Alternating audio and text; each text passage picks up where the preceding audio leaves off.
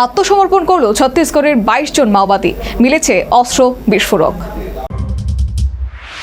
অস্ত্রসহ পুলিশের কাছে এসে আত্মসমর্পণ 10 জন মহিলা সহ 22 জন মাওবাদীদের।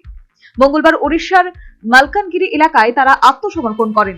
পুলিশ সূত্রে জানা গেছে, মাওবাদীরা সকলে ছত্তিশগড়ের বাসিন্দা। তাদের কাছ থেকে গুলি, বোমা এবং বন্দুকও বাজেয়াপ্ত হয়েছে।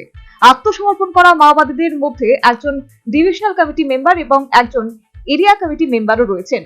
পুলিশ সূত্রে জানা গেছে, মাওবাদীদের কাছ থেকে বাজেয়াপ্ত হয়েছে একটি AK-47, দুটি ইনসাস রাইফেল, তিনটি 303 রাইফেল এবং দুটি সিঙ্গেল শট সহ মোট 9টি বন্দুক পাওয়া গেছে। এছাড়াও 150টি কার্তুজ এবং 20 কেজি বিস্ফোরক মিলেছে বলেও জানা গেছে পুলিশ সূত্রে। তবে পুলিশ জানিয়েছে, আত্মসমর্পণ করা 22 মাওবাদীর মধ্যে রয়েছেন ছত্তিশগড় সুকমা জেলার ডিভিশনাল কমিটির মেম্বার লিনজে ওরফে মিয়ার মার্কম, বয়স 45 বছর, এবং দান্তেওয়াড়া জেলার এরিয়া কমিটি মেম্বার বামন মার্কম, বয়স 27। মাওবাদীদের মাথার দাম ছিল 2 কোটি টাকার বেশি। আত্মসমর্পণকারী মাওবাদীদের আর্থিক সাহায্যের পরিমাণ বাড়িয়েছে Orissa police.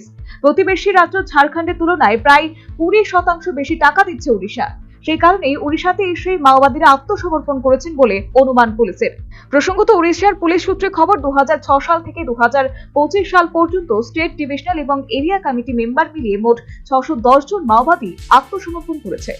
National bureau report, news vanguard. Last 10 minutes.